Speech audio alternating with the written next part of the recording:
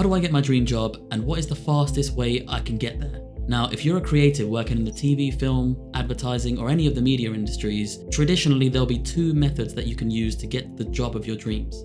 There'll be the traditional method, which is the one most people use, and then there's another method which most people don't know about until they're far more experienced. Now, we're going to run through both methods today. We're going to go through the pros and cons of both, as well as the speed at which you can get to your dream job and how much you can get paid on the way, because there's quite a large discrepancy between the two. So let's start with the traditional method. This is where you'll either go to university or study your profession online, and you'll be at a level that you're ready to finally go into the market. So what will you do? You'll prepare your portfolio, you'll have your online presence, and you'll start applying for entry-level jobs. If you want to work in TV and film, for example, that entry-level job might be a runner. A runner isn't necessarily doing any of the creative work, but it's a way to get your foot in the door. Now, how long do people typically spend as runners? Most people, on average, between 6 months to a year. And runners make, in terms of salary, around 25,000, which is about minimum wage these days. So after 6 months to a year of being a runner, you'll officially be at a point where you should be ready to take that next step into a supporting artist or potentially a junior level artist, depending on which industry you work in. So for example, if you want to work in visual effects as a compositing artist, you might have to start off in a supporting role, something similar to a match move or roto or something along those lines, just a step up from runner, but not quite at the junior position just yet. And there are many of these roles across various different industries where you're almost where you want to be, but not quite. Now, in these supporting artist roles, we'll call them, typically the average salary is around 26 to 30,000. So a small step up from a runner, but not quite where you want to be probably. Also, the duration of the supporting artist role that you'll probably have to take is around 1 to 2 years. So you'll have to do this for about 1 or 2 years before you can take the next step into an actual fully fledged junior artist. So you've done your year or two as a supporting artist and you officially get promoted into a junior role. Congratulations, you made it. Well, almost, but at least it's a big step up. So you're doing what you enjoy doing and you now understand the industry a little bit better. The companies are starting to value you a little bit more and you're starting to build real experience that will help you get to the position that you actually want to be. So you spend about 2 or 3 years in a junior position before you finally graduate to a mid-level position. Essentially, it's just your role. You don't necessarily have to put a junior at the beginning.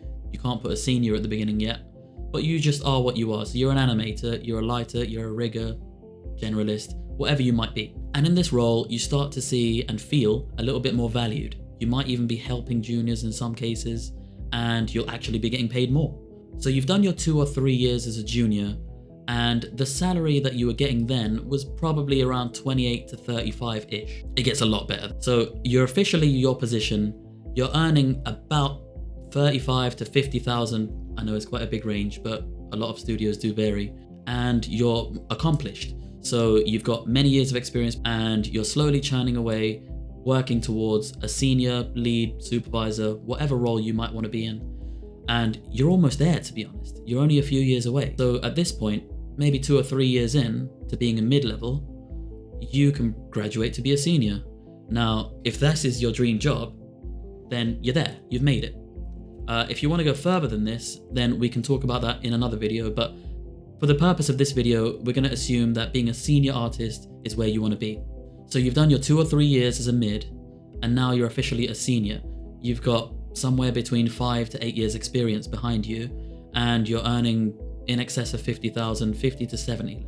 That's the average for a senior level artist in film and TV at least. Of course, it will vary in whatever company you work for. So if we wrap this up in total, you've spent about 5.5 to potentially 8.5 years getting to a senior position. Along the way, your salary's taken nice bumps up. You've got an experience working in different roles, although maybe you didn't necessarily want to do some of the stuff, but it got you there in the end. And things can't really get much better. You might think, why not just stick to that approach? I mean, that sounds great, right? It only took you 5 to 8 years to get to that position. You've got all this experience. Sounds like you've had a pretty good journey, and you'd be right. But let's now go through another method that could potentially get you there faster and get paid a lot more along the way. So here's my second method And this is something that I kind of wish I knew and maybe utilized when I first started, but that's besides the point. The second process would be a slight variation on the first. So how this would work is you'd start off in the same place and you would apply to potentially a smaller studio, because most people have a studio in mind that they want to go to and they're focused on this, which is great and you should be. But there are also other alternatives that you can take. And one of them is maybe not going to the studio that you dreamed of going to something smaller. There are a whole host of companies that are smaller than the one you probably want to work at, but also come with the benefits of being smaller. There are lots of mid and small size companies that need the same staff, they do the same work. And if you can manage to land a job in one of those, for example, a supporting artist, you can essentially bypass the runner position, because a lot of the smaller studios don't have runners. They just need somebody who can help them with the actual work. And when you're there, you're going to get trusted way faster and you're going to potentially progress way faster. If you land a position at a mid to smaller size company, you'll essentially be starting off in a supporting artist role or potentially even straight to junior.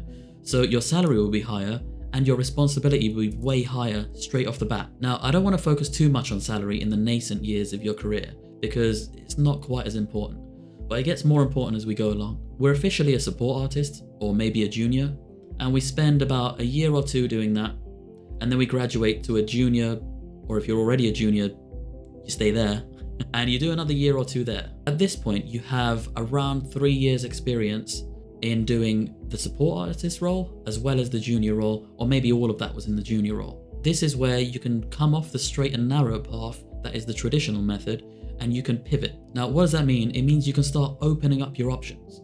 You're officially a junior artist, you've got a couple of years of experience, you kind of know how the industry works, and you should be confident to put yourself out there a little bit more. Your options could look like the following. You could start branching out.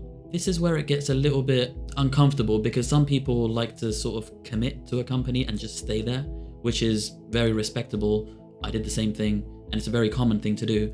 However, unfortunately, if you want your career to progress as fast as possible, moving around is one of the fastest ways to do that. Not only does it mean you get more experience, it means you get to work with different people, different pipelines, different methods of working, producers. Everything changes every time you move, including your salary. Now, this is where you have the choice of starting to venture out to other companies. So start applying to mid-level jobs in other companies with the experience that you have. You should be able to advertise yourself as an experienced artist and therefore be rewarded as such. But you also have the other option at this point, which is a critical juncture in your career, which is the option to go freelance. Now, a lot of people are way too scared to go freelance, even with a lot of experience. But at this point in your career, around that sort of mid period, is potentially the best time to do it, because you can put yourself out there and start working in a way that really helps boost your career. So let's say you're at the original company and you've got these couple of years of experience and you decide to go freelance. What does that look like? Well, initially you're going to have to set up the framework and the legalities of things. Again, that's another topic for another video. But assuming that you've set all of that up and you can do that while you're still working at the original company, then you can start taking on freelance roles. So if you have a good LinkedIn network or a network of friends that work at different companies, or if you know people in freelance positions, then this network can help you find freelance positions. Also, you can advertise yourself on LinkedIn and other social medias to try and find those positions. I'll do another video about how to find work as a freelance artist, but for now, let's say the work starts coming in slowly. So you leave Studio A, the one that you started at, and you're officially a freelancer, jumping around from place to place, maybe taking on 1 week contract, 2 week contracts, a month long. And at this point, you're really starting to work your way around the industry. You're working at different studios with all sorts of different people. You're learning lots of different methods to do different things, and you're getting to experience a whole host of different projects. So what is happening at this point? Essentially, you are learning at an incredibly accelerated rate. And at the same time, your income is potentially exploding at a similar rate. Because every time you get a new freelance job, there's an opportunity to discuss your salary. If you stayed at your previous job, typically you get maybe an opportunity once a year, every 6 months, to discuss increasing your salary. And those conversations are normally a little bit awkward and they're not very fruitful. So if you're already on, let's say 35 as a mid-level artist, every year you might see a small increment to that. Maybe it'll go up a few thousand if you're lucky, but a couple of percent. However, when you're freelance, your rate changes as often as you want it to, because you have loads of experience working in different studios. And companies value this. They find this incredibly useful because they understand that you're going to be able to hit the ground running. They're not going to have to explain things to you. You're not coming from a long-term role.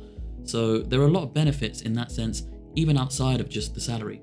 But if we want to get into the salary, we can do that now. So a typical first year of freelancing, you'll start off in a lower day rate bracket, but you could typically expect to earn around 55,000 if you work pretty consistently. And then in the second year, you can expect to increase that to around 70. And in the third year, it can be 80 plus. By this time, you're that mid getting on to senior level, but with the flexibility of freelance, your day rate kind of dictates how much is expected of you. So it's broken down into smaller micro categories with every little step up you have, every little increment in your salary. And within 3 years of freelancing, you'll definitely be a senior level. I mean, you can classify yourself as such, and typically in freelance, you don't even really specify too much your position. I mean, you might get asked from time to time what level you are, but most of the time you'll just have yourself as a freelance, XYZ, whatever you do. After these couple of years of freelancing, you'll have got to the senior level. So if that is the goal, we can see how much quicker you can get there in the second route compared to the first. In the original method, it would take 5 to 8 years to get there, but in the freelancing version, you can get there in maybe 5 or 6. It doesn't take quite as long. You spend 3 years freelancing and the 2 years prior to that, and you're pretty much there. So you could shave years off of the timeline, and you can increase your salary a huge amount along the way. So those are the main differences between the two. Obviously, it's far more nuanced than this, and it's something that I'm going to be making a whole lot more videos about, getting into specifics of how much day rate people charge, how you navigate working at different studios, sharing my stories and experiences about freelancing, and hopefully it's something that you find interesting and valuable. So if you want to subscribe, you can. If you want to like it, you can also do that, but you don't have to.